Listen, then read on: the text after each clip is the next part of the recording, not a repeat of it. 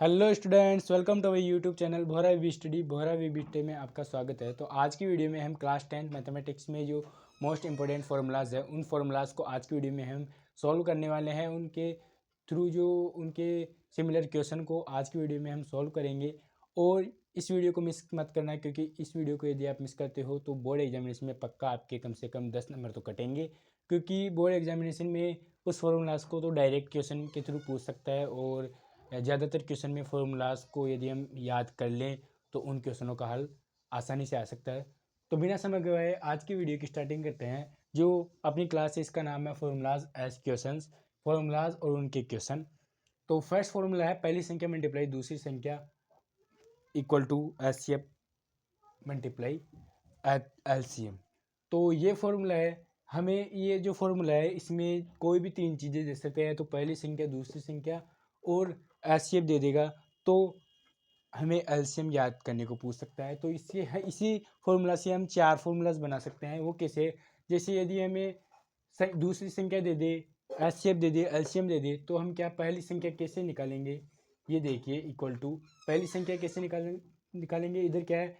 HCF multiply LCM.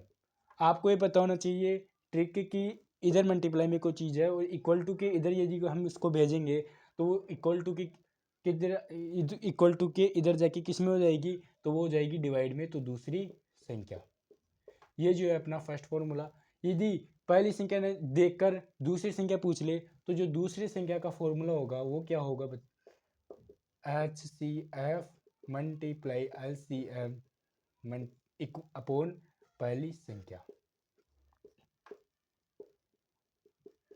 यदि हमें पहली संख्या और दूसरी संख्या दोनों दे दे और हमें पूछ ले या तो एचसीएफ पूछ ले या एलसीएम पूछ ले, तो जो भी हमें पूछ ले, जैसे एचसीएफ पूछे तो एचसीएफ इक्वल टू पहली संख्या मल्टीप्लाई दूसरी संख्या अपॉन एचसीएफ पूछा है तो अपॉन में क्या आएगा? एलसीएम आएगा।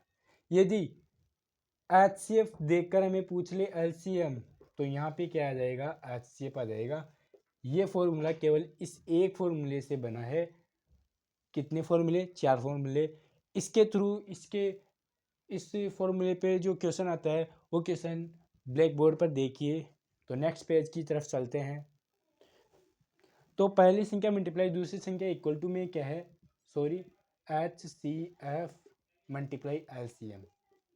इस फॉर्मूले से ऐसा क्वेश्चन आने को हमारी बोर्ड एग्जामिनेशन में फेस करने को मिल सकता है। ऐसा क्वेश्चन आ सकता है। ऐसा नहीं तो इसी फॉर्मूले पर इसी के सिमिलर कोई क्वेश्चन दूसरा दे देगा। यहाँ पे एचसीएफ क्या है? एचसीएफ हमें दे रखा है 9। ये दे रखा है 9। पहली संख्या क्या है? तो पहली संख्या है 306। दूसरी संख्या क्या है? 657। ये आपको पहचानना आना चाहिए। एलसीएम एलसीएम में पहली संख्या क्या है? तो 306 है और दूसरी संख्या है 657। तो हमें क्या ज्ञात करना है? एलसीएम ज्ञात करना है। तो 9 हमें एचसीएफ दे रखा है तो हमें क्या ज्ञात करना है? एलसीएम। इस फॉर्मूले से एलसीएम का फॉर्मूला कैसे बनेगा? एलसीएम इक्वल में ये इधर मल्टीप्लाई में है तो जाके किस में हो जाएगा? इधर इक्वल टू के इधर जाके किस में हो जाएगा? भाग में हो जाएगा, डिवाइड में हो जाएगा। तो एलसीएम इक्वल टू अब से हम पहली संख्या को ए और दूसरी संख्या को बी लिखेंगे। तो A multiply B upon H C F. मान पुटअप करते हैं। पहली संख्या क्या है अपने?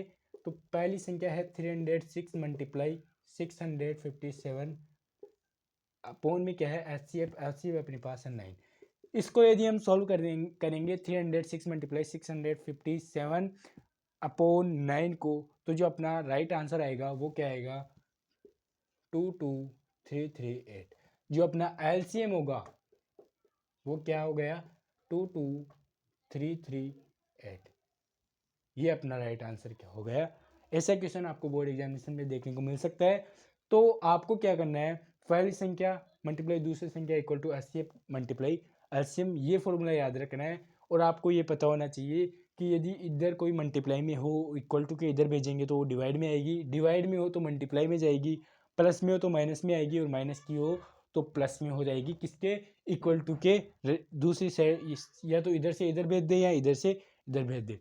तो इसी जो चैप्टर है, इसी चैप्टर का नेक्स्ट फॉर्मूला है, नेक्स्ट है अपना परिमेय संख्या के रिलेटेड, जो अपनी परिमेय संख्या होती है, परिमेय संख्या और अपरिमेय संख्या भी, तो हम परिमेय को समझ लेते हैं, फिर मैं अपरिमेय को भी बता दूंगा। सॉरी, मैंने आपको चैप्टर का नाम नहीं बताया। जो अपनी बुक है क्लास 10th मैथमेटिक्स की, उसमें चैप्टर नंबर है 1, जिसका 1 है, जिसका नाम है वास्तविक संख्याएं। दो फॉर्मूला इसमें इंपॉर्टेंट है। जो फर्स्ट फॉर्मूला था a multiply b equal to HCF multiply LCM, वो मैंने बता दिया और उससे रिलेटेड क्वेश्चन भी बता दिए। सेकंड फॉर्मूला है परिमेय संख्या, आपको पता होना चाहिए परिमेय संख्या किसे कहते हैं, कि जिसे हम P/Q या P/Q के स्थान पर हम लिख सकते हैं, या A/B के रूप में लिख सके, और Q नॉट इक्वल 0, Q का मान 0 नहीं हो, उसे हम क्या कहते हैं, परिमेय संख्या कहते हैं। तो इसी के अपोजिट यदि हम करते हैं अपरिमेय संख्या, तो हम क्या कर लिखेंगे, अपरिमेय संख्या, जिसे हम P/Q के रूप में लिख सके, इसे हम क्या कहते हैं, परिमेय संख्या। और उसमें क्या है, Q का मान है वो 0 हो सकता है, उसे भी हम परिमेय संख्या कहते हैं। तो क्वेश्चन कैसे आएगा बोर्ड एग्जामिनेशन 2026 में, क्वेश्चन ऐसा आएगा जैसे √3 - 5, ऐसा क्वेश्चन दे देगा। जैसे मैं नेक्स्ट पेज में आपको क्वेश्चन बताता हूँ। तो इसके इस फॉर्मूले से जो क्वेश्चन आएगा वो देखिए क्वेश्चन है, दर्शाइए कि 5 - √3 एक अपरिमेय संख्या है। तो ऐसा क्वेश्चन कैसे भी √3 यहाँ इसके स्थान पर दे देगा, दर्शाइए कि √3 एक अपरिमेय संख्या है, √5 एक अपरिमेय संख्या है, √7 एक अपरिमेय संख्या है, ये सब अपरिमेय संख्या है। इसे हमें दर्शाना है, इसे सिद्ध करना है कि ये क्यों एक अपरिमेय संख्या है। तो हम क्या करेंगे, ऐसा क्वेश्चन में हमें क्या मानना है, वो देखिए, माना कि ये अपरिमेय संख्या है, ये तो हमें पता है, लेकिन इसे सिद्ध कैसे करेंगे, इसे परिमेय संख्या मान ले। माना कि 5 - √3 एक परिमेय है, परिमेय संख्या है। आपको ऐसा लिखना है, मैंने शॉर्ट में लिख दिया, परिमेय है। तो हमने ये परिमेय है, तो इस परिमेय संख्या मैंने आपको बताया था क्या होती है, P/Q के रूप में हम इसे लिख सकते हैं, या हम लिख सकते हैं A/B के रूप में हम इसे लिख सकते हैं, और Q नॉट इक्वल 0, तो इक्वल टू 5 - √3। परिमेय संख्या हमने इसे माना, तो परिमेय संख्या के इक्वल में हमने इसको लिख दिया संख्या को। अब इसमें हम करेंगे कि क्या करेंगे, पक्षांतरण करते हैं। तो √3, ये जो 5 है, इसको हम इधर भेज देते हैं, तो A/B, ये इधर माइनस में है, इधर जाके किस में हो जाएगा, प्लस में हो जाएगा। तो +5, यहाँ पे प्लस है, आपको प्लस इक्वल टू -√3, तो ये माइनस इधर जाएगा, तो क्या हो जाएगा, तो इसके आगे यहाँ पे देखिए 5 - A/B इक्वल टू √3। यहाँ तक हमने इसका केवल पक्षांतरण किया है, आपको ये पता आना भी चाहिए। तो यहाँ पे क्या है, A और B है, जो A और B है, B हमें स्मॉल है, B है वो क्या है, एक वास्तविक संख्या है, एक पूर्णांक संख्या है। तो इक्वल टू क्या होगा, पूर्णांक संख्या है। ये आपको पूरी लाइन लिखनी है। क्या लिखना है, A और B एक पूर्णांक संख्या है, और √3 क्या होता है, √3 एक अपरिमेय संख्या होती है। आपको ये पता होना चाहिए। √7 क्या है, अपरिमेय संख्या। √5 क्या है, एक अपरिमेय संख्या है, आपको ये भी पता होना चाहिए। तो यदि √3 अपरिमेय संख्या है, तो इसके इक्वल में क्या है, A/B + 5, ये भी अपरिमेय संख्या है, क्योंकि ये दोनों क्या है, बराबर, ये अपरिमेय तो ये भी अपरिमेय। लेकिन हमें अंत में क्या लिखना है, लेकिन ये हमारी कथनी के विरोधाभास है, इसलिए जो अपना 5 - √3 है एक अपरिमेय संख्या है। आपको क्लियर हो गया। ये जो √3 है, √7 है, ये एक परिमेय संख्या है, क्योंकि कैसे, √7 है, इसके अपॉन में हम 1 लिख सकते हैं, तो नॉट इक्वल 0 आ गया, मतलब 0 का मान नहीं है, तो ये एक परिमेय संख्या है। तो इसी की तरह ये √3 जो -√3, ये भी एक परिमेय संख्या है। इसका मतलब ये भी परिमेय संख्या है, लेकिन ये हमारी कथनी के विरोधाभास है, इसलिए क्या है, 5 - √3 एक अपरिमेय संख्या है। क्लियर। लिखने में थोड़ी गलती हो गई हो, लेकिन मैंने जो बोला था वो सही था। तो आई होप ये आपको समझ में आ गया होगा। तो जो चैप्टर 1 था हमारा वास्तविक संख्या है, इससे ये 2 फॉर्मूलाज है जो इम्पोर्टेंट है। अब हम नेक्स्ट चैप्टर की तरफ चलते हैं। तो नेक्स्ट चैप्टर का जो फर्स्ट फॉर्मूला था ये रहा आपकी स्क्रीन पर। तो सेकंड चैप्टर है अपना बहुपद।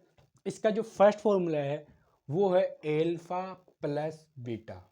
ये क्या है, अल्फा का चिन्ह है, ये बीटा का चिन्ह है, equal to minus B upon A. First formula ये है। ये क्या है, आप जब शून्य ज्ञात करोगे, जैसे हमें कोई भी 2x² प्लस 5x प्लस 10, इसका यदि आप शून्य ज्ञात करोगे तो जैसे मैं सॉल्व नहीं करता, 5 plus x plus 5 x equal to 5 और x माइनस 2 इक्वल टू 2।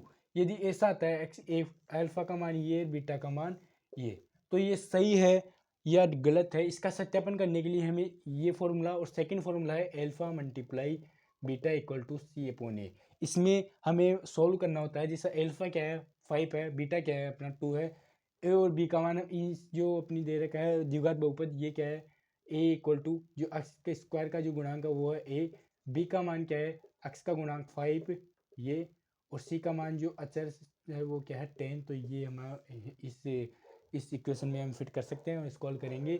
दोनों यदि इक्वल आएगा एल्फा प्लस बीटा और माइनस बी अपॉन ए का मान, तो हमारा ये जो हमने शून्य निकाले वो सही होंगे, अन्यथा गलत होंगे।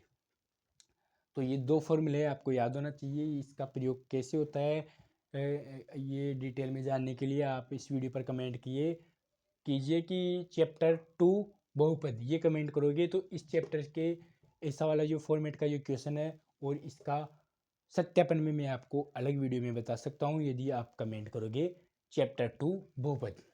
तो आगे बढ़ते हैं। आपको ये पता होना चाहिए द्विघात बहुपद होता है,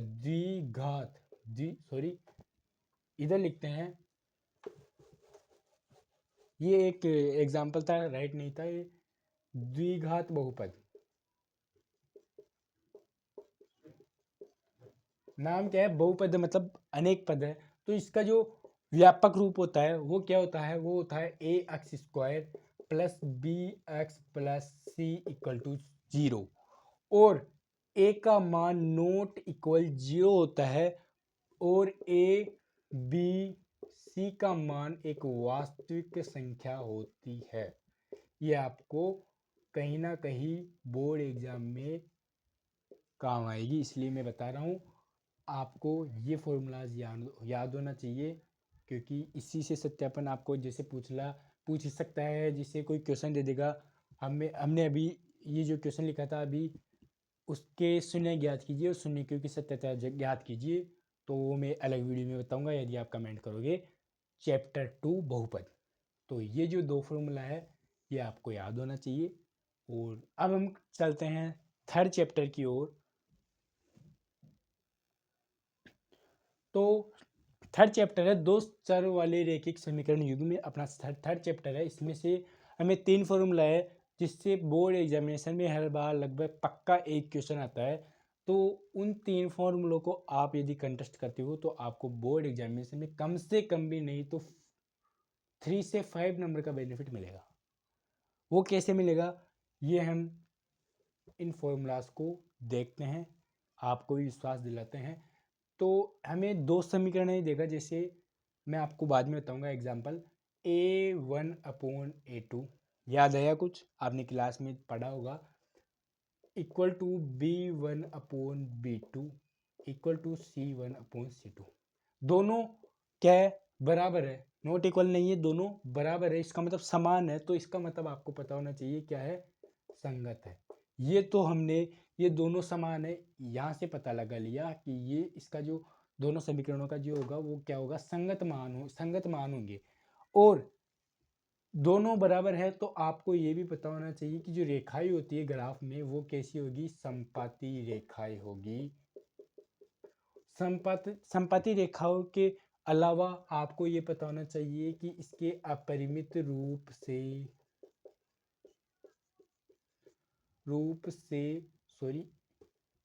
रूप से अनेक हल, जो हम फॉर्मूला लगाएंगे उससे अनेक हल हमें प्राप्त हो सकते हैं। आपको ये 3 चीज़ें आपको पता होनी चाहिए। क्वेश्चन कैसे देगा या कैसे दे सकता है बोर्ड एग्जामिनर, वो मैं आपको नेक्स्ट पेज में बताऊंगा, पहले हम फॉर्मूलाज को देखते हैं। अब नेक्स्ट जो सिचुएशन है वो ऐसी आएगी, A1/A2 नॉट इक्वल B1/B2, यहाँ पे भी नॉट इक्वल C1/C2 के लिए दोनों समान है, नॉट इक्वल तो आपको पता होना चाहिए क्या है, संगत है, मतलब समान है। आपको यहाँ तक पता होना चाहिए। अब वो क्वेश्चन से हम इस जो सिचुएशन है वो कैसे पता लगाएंगे, वो मैं क्वेश्चन के थ्रू आपको बता दूंगा। संगत है, और यदि दोनों जैसे प्रतिच्छेदी रेखा होती है, इसमें क्या होती है, प्रतिच्छेदी रेखा होती है। आपको कैसे याद होगा रेखा, ये एक नॉट इक्वल टू है, इस पे ये प्रतिच्छेद कर रही है। तो जब दो इक्वल टू पे दो रेखाएं प्रतिच्छेद करती है तो उस इक्वेशन में प्रतिच्छेदी रेखाएं होती है ग्राफ में। आपको ये क्या है, नॉलेज होनी चाहिए। अब आपको पता होनी चाहिए कि इसके कितने हल होते हैं। तो जो इसके हल होते हैं वो केवल एक हल होता है, केवल एक हल। इसका मतलब क्या है, ये एक अद्वितीय हल है, अद्वितीय मतलब कोई दूसरा हल नहीं होगा। नेक्स्ट सिचुएशन है वो है A1/A2 not equal B1/B2 equal to C1/C2। ये नॉट इक्वल है, यहाँ पे इक्वल भी आ सकता है, यहाँ पे नॉट इक्वल भी आ सकता है। मतलब इस सिचुएशन में एक इक्वल होगा और एक नॉट इक्वल होगा। तो एक तो इक्वल है, एक नॉट इक्वल है, तो इसका मतलब क्या है, असमान है। इसका मतलब क्या है, असंगत मान है। रेखाएं कैसी होगी, फर्स्ट में समपाती है, दूसरे में प्रतिच्छेदी है, तो तीसरे में क्या होगी, समांतर रेखा होगी। समांतर रेखा किसे कहते हैं, आपको पता है, मैंने पिछले वीडियो में बताया था कि जो ये डिस्टेंस है रेखाओं का, ये हमेशा इक्वल होगा, तो ये आगे जाके कहीं भी नहीं काटेगी। इसे हम क्या कहते हैं, समांतर कहते हैं। यदि ये काटी तो प्रतिच्छेदी रेखाएं होगी। ये आपको क्लियर होना चाहिए। एक इक्वल है, एक नॉट इक्वल है, इसका मतलब ये असंगत है, इसमें समांतर रेखाएं होगी और इसका कोई भी हल नहीं होगा। क्यों नहीं होगा वो मैं आपको बताता हूँ। जैसे हम ग्राफ बनाएंगे तो इसका कोई हल नहीं है, पहले में तो कोई हल नहीं। ग्राफ बनाते हैं, ये वाई एक्स, ये एक्स एक्स, ग्राफ में ये समांतर है, ये कहीं पे भी नहीं काटी तो इसका कोई हल नहीं होगा। आपको ये याद करने की ट्रिक बताऊं। अब इसके थ्रू क्वेश्चन कैसे आएगा वो नेक्स्ट पेज में देखते हैं। तो जो हमने तीन फॉर्मूला देखे थे, A1/A2 B1/B2 C1/C2, इसके थ्रू ऐसा क्वेश्चन आएगा। हमें दो समीकरण देगा। जो फर्स्ट समीकरण है वो समीकरण नंबर 1, समीकरण नंबर 2। जो A1 का मान है, ये समीकरण फर्स्ट का अक्ष का गुणांक, B1 का मान A2 का मान है समीकरण सेकंड का अक्ष का गुणांक, ये B1 का मान, ये B2 का मान, ये C1 का मान, ये C2 का मान, और इसके चिन्ह भी। तो फॉर्मूला कहता है A1/A2, तो A1 तो 2 अपॉन A2 तो 4, B1 क्या है 3 है, अपॉन B2 क्या है 6 है। तो ये प्लस के हैं तो हम प्लस का चिन्ह लिखते नहीं है। तो C1 क्या है -9 और C2 क्या है -18। इसको सॉल्व करते हैं तो ये कटेगा 1/2, ये कटेगा 1/2, माइनस से माइनस, 9 1 बार में और ये 2 बार में। तो ये अपनी इक्वेशन आई वो 1/2 equal to 1/2 equal to 1/2 equal to ये इक्वेशन आएगी। इसका मतलब A1/A2 equal to B1/B2 equal to C1/C2। जो फर्स्ट सिचुएशन मैंने आपको यहाँ पे बताई थी, वो सिचुएशन इस क्वेश्चन में आई है। तो इसमें आपको पता होना चाहिए कि यदि आपको संगत असंगत पूछे तो ये क्या है, संगत है। आपको हल पूछे तो अपरिमित रूप से अनेक हल है।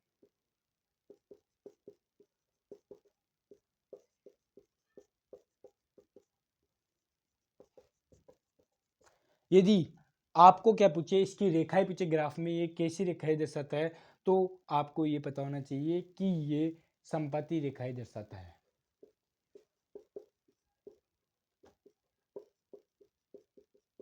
क्लियर। इसी के स्थान पर यदि नॉट इक्वल दोनों पे आता तो ये भी संगत होता, और इसके स्थान पर जो सिचुएशन मैंने आपको बताई थी वो यहाँ पे लगी होती। तो आई होप ये क्वेश्चन आपको समझ में आ गया होगा। तो थर्ड चैप्टर से इसी जो ये फॉर्मूलाज था, ये 3 फॉर्मूलाज थे जो आपको एक अच्छे नंबर प्राप्त करवा सकते हैं, और इनसे बोर्ड एग्जामिनेशन में लगभग हर बार क्वेश्चन पूछा जाता है। इसलिए मैंने इस फॉर्मूला को आपको रटा भी दिया है और समझा भी दिया है कैसे आपको करना है क्वेश्चन। तो चलते हैं नेक्स्ट चैप्टर की तरफ। तो नेक्स्ट चैप्टर देखिए, चैप्टर 4 द्विघात समीकरण।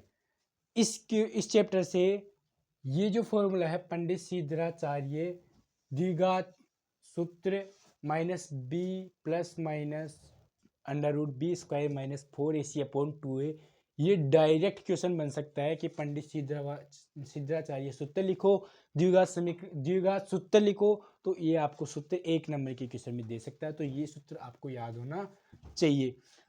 और ये जो हमने आपको ये जो फॉर्मूलाज ये जो इक्वेशन बताई थी, इसमें आपको बी स्क्वायर माइनस 4ac का निकालना है। यदि वो क्या है, 0 से बड़ा है, मतलब प्लस का है यदि कोई संख्या, तो इसके 2 वास्तविक मूल होंगे। यदि बराबर है, 0 के बराबर है बी स्क्वायर माइनस 4ac का मान, समीकरण से हम निकालेंगे तो 2 बराबर मूल होंगे। बी स्क्वायर माइनस 4ac यदि ऋणात्मक है इसका मान, तो कोई वास्तविक मूल नहीं होंगे और उस समीकरण को हम हल नहीं करेंगे। इस दोनों इक्वेशन में जो दोनों इक्वेशन है इनमें यदि कोई आता है तो हम इस सूत्र से हल करेंगे, अन्यथा इस इक्वेशन में हम यदि जैसे ने एग्जाम्पल के थ्रू ये समझा दूंगा, इस इक्वेशन में हमें हल नहीं करना है और हमें केवल ये लिखना है कि कोई वास्तविक मूल नहीं होंगे, क्योंकि बी स्क्वायर माइनस 4ac ऋणात्मक मान है, 0 से क्या है, छोटा है। तो ये फॉर्मूला आपको याद होना चाहिए। चैप्टर का नाम है द्विघात समीकरण। चलते हैं नेक्स्ट चैप्टर की तरफ। नेक्स्ट है चैप्टर 5 समांतर श्रेणी। तो इसमें हमें 3 फॉर्मूलाज इंपॉर्टेंट लगे। इन फॉर्मूलाज के क्वेश्चन नेक्स्ट पार्ट में मैं आपको बता दूंगा यदि आप कमेंट करोगे पार्ट 2। तो एनवा पद, यदि आपको कोई भी एपी दे दे, समांतर श्रेणी दे दे, तो इसमें एनवा पद पूछे तो इसका सूत्र लगेगा n equal to a plus n minus 1 into d. इनमें ए का मान जो होता है, ए का मान होता है प्रथम पद, डी का मतलब होता है सार्व अंतर, जो इनके बीच का गैप होता है एपी का, उसे कहते हैं सार्व अंतर। एन का मान पद होता है, एनवा पद, एन का मान मतलब होता है पदों की संख्या। यदि आपको क्वेश्चन का टाइप दे दे एन पदों का, मतलब कितने भी पदों का, जो जैसे 5 पदों का या 6 पदों का या 10 पदों का 15 पदों का योग हमें पूछिए, सब्ट्रैक्शन हमें पूछ लिए, तो इसका जो सूत्र होता है वह n/2 2a plus n minus 1 into D. इनका मतलब सेम होता है, ए इक्वल टू प्रथम पद और डी का मतलब होता है सार्वंतर, बीच का जो गैप होता है वो होता है। एक क्वेश्चन आपको एक साथ देखने को मिल सकता है, लेकिन ये जो 2 है वो इम्पोर्टेंट है, इनसे पक्का एक क्वेश्चन तो पक्का आता है बोर्ड एग्जामिनेशन में, लेकिन इसका क्वेश्चन आ भी सकता है और नहीं भी आ सकता। तो ये जो फॉर्मूला है वो है अंतिम पद का। यदि अंतिम पद एल हो, जैसे एपी हमें दे रखा हो कोई भी और अंतिम पद हमें दे रखा हो, उसे हम कहते हैं एल। एल इक्वल टू क्या होगा, अंतिम पद। तो एपी के सभी जो सभी पद है इनका योग, तो वो होगा एस इक्वल टू n/2 और कोष्टक में ए प्लस एल, मतलब प्रथम पद प्लस अंतिम पद, और उसके पदों के योग, पदों की संख्या में 2 का भाग लगा के इसको मल्टीप्लाई करेंगे, तो जो अपना अंतिम पद एल है, तो एपी के कुल पदों का योग हमें पता लग सकता है। ये जो 2 फॉर्मूले हैं ये इंपॉर्टेंट फॉर्मूले हैं और इससे क्वेश्चन आ भी सकता है, नहीं भी आ सकता है। इन दोनों फॉर्मूले से पक्का एक क्वेश्चन तो आता है। तो आज की वीडियो की एंडिंग करते हैं यहीं पे। So students, I hope video आपको पसंद आई होगी और सारे क्वेश्चन आपको समझ में आ गए होंगे। तो हमने इस पार्ट में केवल चैप्टर 5 तक के जो इम्पोर्टेंट फॉर्मूलाज थे और उनके रिलेटेड क्वेश्चन हमने देखा, और आगे के जो चैप्टर है यदि आप कमेंट करोगे पार्ट 2 तो नेक्स्ट पार्ट आपके लिए लेके आएंगे। इसी की तरह हम चैप्टर्स के मोस्ट इम्पोर्टेंट फॉर्मूलाज और उनके कोई रिलेटेड क्वेश्चन आपको समझाया जाएगा यदि आप कमेंट करोगे क्या, पार्ट 2। वीडियो को लाइक कर देना और चैनल को सब्सक्राइब कर देना, क्योंकि आने वाले दिनों में हम इस चैनल यूट्यूब प्लेटफॉर्म पर आपको प्रतियोगी परीक्षाओं की जो बेसिक मैथ होती है वो भी पढ़ा सकते हैं। तो चैनल को सब्सक्राइब कर दीजिएगा। Thank you very much. जय हिंद, जय भारत। मिलते हैं नेक्स्ट वीडियो में। Subscribe this channel Bhora we study. Thank you.